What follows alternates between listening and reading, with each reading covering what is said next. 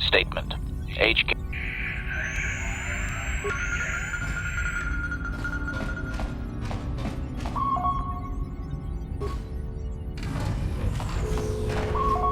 Teď konečně mám na manán.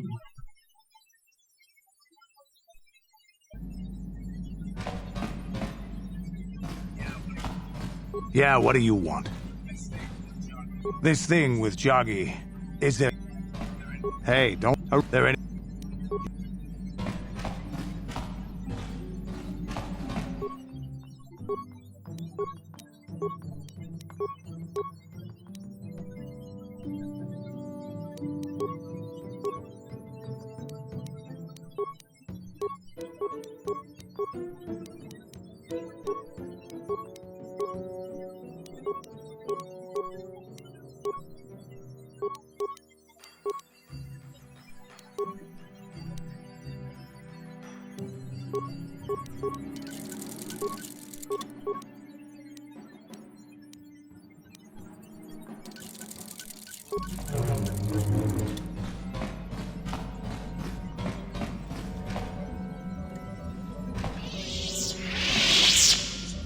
Got something on your mind, do you? You want to talk about the war now? Not particularly.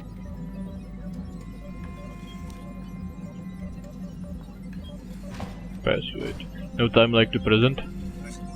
I suppose you're going to nag me until I cough it up, aren't you? Nothing is private anymore, it looks like.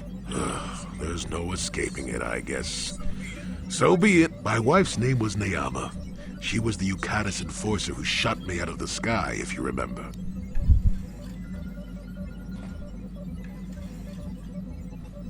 No, I didn't remember. Bah, you got ears that work, don't you? I was a smuggler, way back. I got shot down once over Yukatis. That story, yes.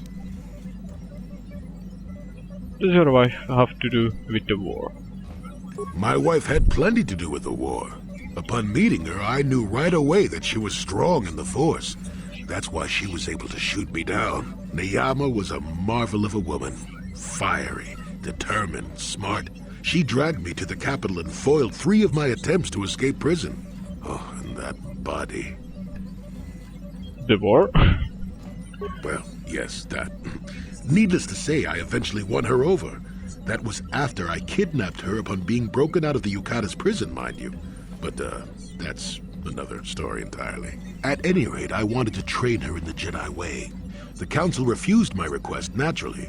I was still a Padawan at the time. I was an experienced Padawan, surely, but not yet ready to be a full Jedi, and certainly not ready to train another, especially not one so old as my wife. You disobeyed the Jedi Council. I did. I wasn't the first, and I won't be the last. The problem with self-righteous folk is they think they're more right than everyone else. I believed in her and trained her in secret. I ignored her willful nature. I loved her too much to see fault in her. And she loved me too. I know she did. At the time, our love was a shared bliss. Better than anything I had known before or since. So what happened? Exar Kun is what happened. Neyama was inspired by Exar's promises of a new golden age. She wanted to join him. She came to me, pleading with me to throw aside what she called the decrepit trappings of the Jedi, to join her in Exar's war. So she had fallen to the dark side? I hadn't thought so, not right then. I was too proud to believe that of her. I had trained her myself. I loved her. I pleaded with her to reconsider, to think about all that she was throwing away, to think about what she would become. She would have none of it. Finally, in frustration, she attacked me. She drew her lightsaber and attempted to strike me down. It was a scene being repeated everywhere throughout the galaxy. Pupil against master. In my case, it was a long and terrible battle, but I defeated her. You killed her? No. I had her at my mercy, disarmed and defenseless. She looked up at me and she knew. She knew I couldn't do it. I don't think I could have either. But I should have. Sometimes I convince myself otherwise, but it's no use. She had fallen to the dark side when she raised her saber against me, and I let her go.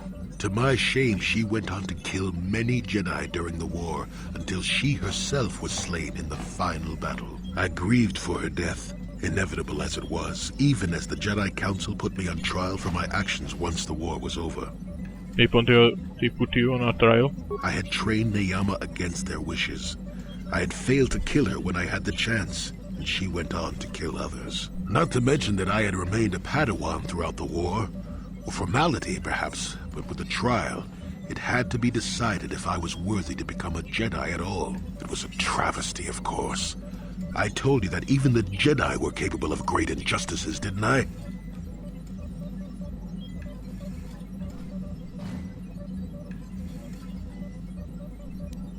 That was the source of all this bitterness. They found you guilty. Not at all. They found me innocent, even though I deserved every punishment and more. They let me go. Mitigating circumstances, they said. I deserved compassion, they said. They said I had learned wisdom the hard way.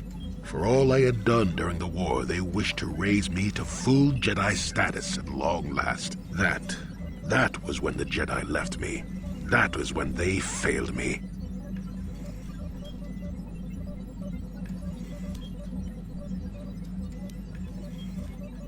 Já ho chápu, ale nikdy nemůžu za sebe odpovědět, že ho chápu.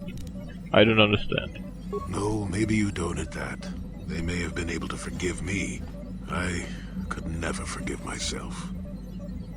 Chtěl, aby ho za to potrestali.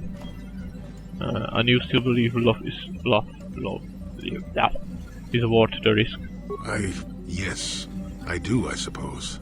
Does that surprise you? It is all so long ago, lost in the winds, I suppose. Nobody cares what an old man believes anymore, do they? Let's continue on with the task at hand. I would prefer to think of the present today.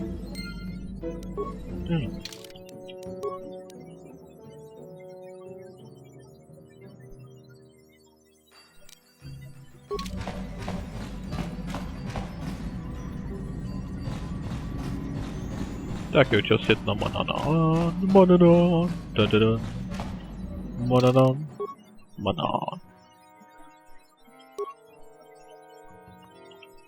Doufám, že po mně zrovna teďkom někdo nechce, protože já mám na své sluchátka vůbec neslyším, jestli nám někdo mluví nebo ne.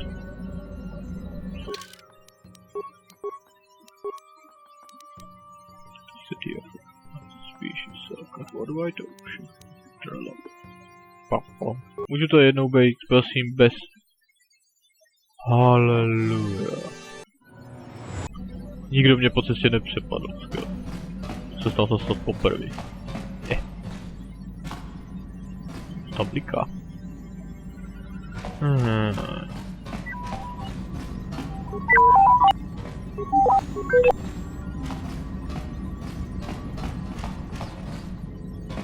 How may I be?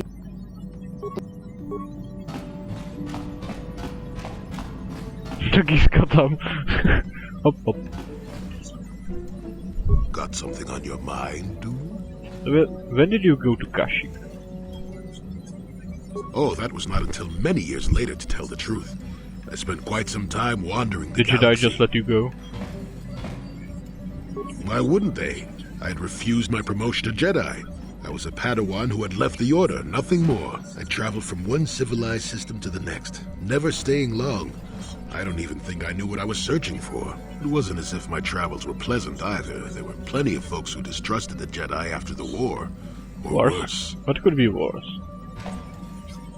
If people weren't treating me with suspicion, they were looking at me with greed. I don't know how many thought they could make use of me for their own ends. I got so sick of the treachery and deceit. I left the civilized parts of the galaxy and headed instead for the uncivilized parts. It was when you went to Kashyyyk.